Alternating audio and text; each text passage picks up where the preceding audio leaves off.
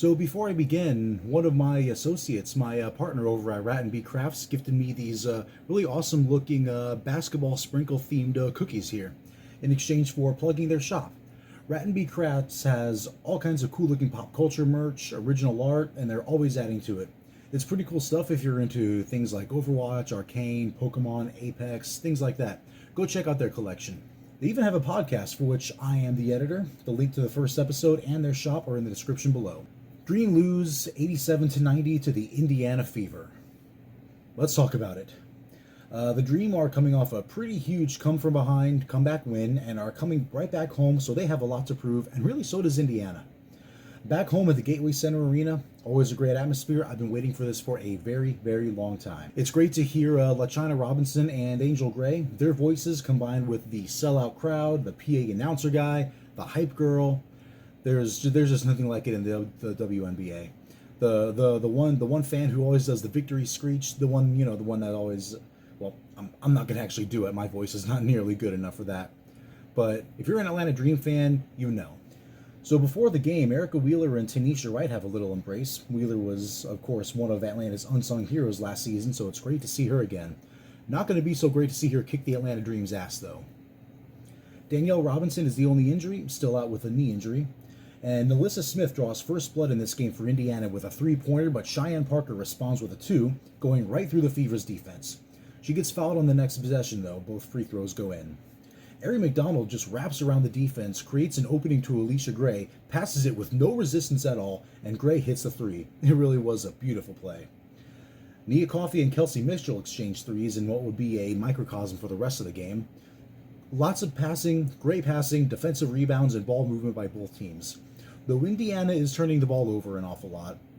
And Smith and Mitchell at this point are the only Fever scorers, but they're starting to wear out Atlanta's defense now.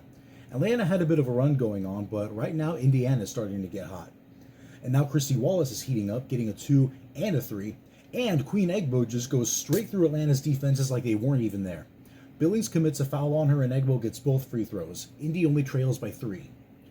After one quarter, the Dream are ahead 25-20, but control is starting to slip up just a little bit. Kelsey Mitchell leads all scorers with 11 points. Atlanta's top scorer is Allisha Gray with 6 points.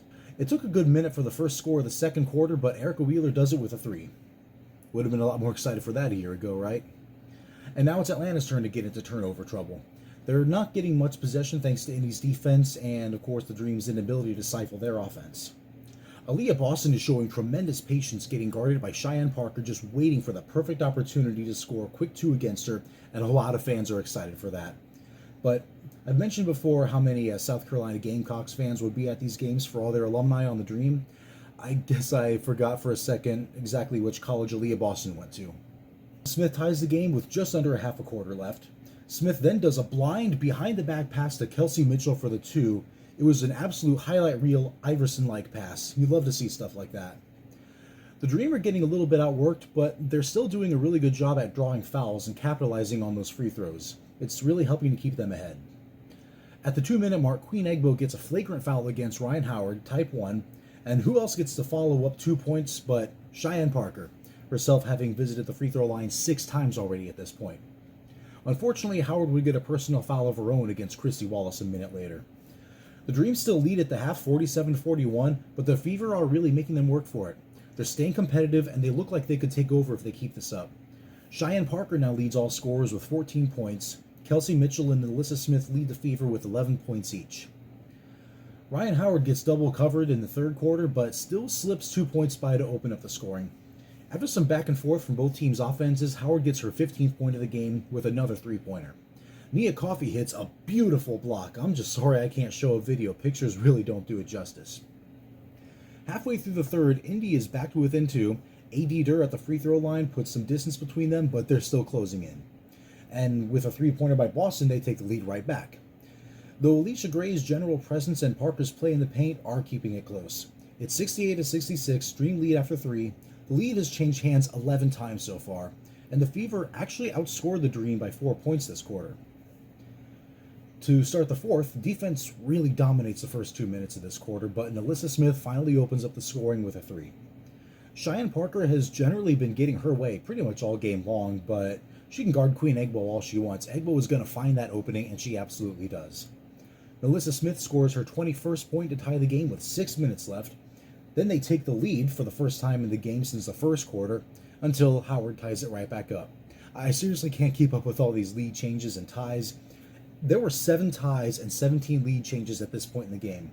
But now it's starting to look like Indy's going to keep the lead. Allisha Gray has been so clutch, but the Fever are really matching their intensity. And once again, Allisha Gray takes the lead, and Victoria Vivians takes it right back. 3 minutes left, the lead change count is up to 20. Parker gets called for her 4th personal foul of the game, and Boston gets her own 4th personal shortly after that. Not a great time for either. Minute and a half left, Atlanta calls a timeout. They have 2 left, and Indy has 3. These last 90 seconds were really going to be a nail-biter. And now it's Howard's turn to be clutch. Getting the Dream within 1 point, Smith gets 2, and Howard hits 2 free throws, and that would be it for the Dream scoring. A really intense final 40 seconds doesn't produce any more lead changes. The Fever win 90-87. Ryan Howard, Allisha Gray, and Cheyenne Parker were outstanding for the Dream. Gray in particular had 19 points, 10 assists, 5 rebounds, 2 steals, and 2 turnovers. It was her 5th career game with 15 points, 10 assists, and 2 or less turnovers. The 5th most games all time with that stat line, followed by Skylar Diggins, Diana Taurasi, Sue Bird, and Courtney Vandersloot. That's some pretty elite company there. As well, basketball writer Mark Schindler believes that Gray is exactly what the Atlanta Dream need. They still have some things to iron and figure out, but through 3 games, it's been abundantly clear how much she impacts this team. Her aggression on offense has been outstanding. So if the defense could just tighten up a little bit, this team could really be unstoppable. But we'll see how well they do that on Tuesday. The Dream's next game at home against the Chicago Sky. I'll see you then. Oh yeah, pick up the newest issue of Slam magazine with Ryan Howard in some elite company herself having made the cover, one of only a very small list of women to ever achieve that.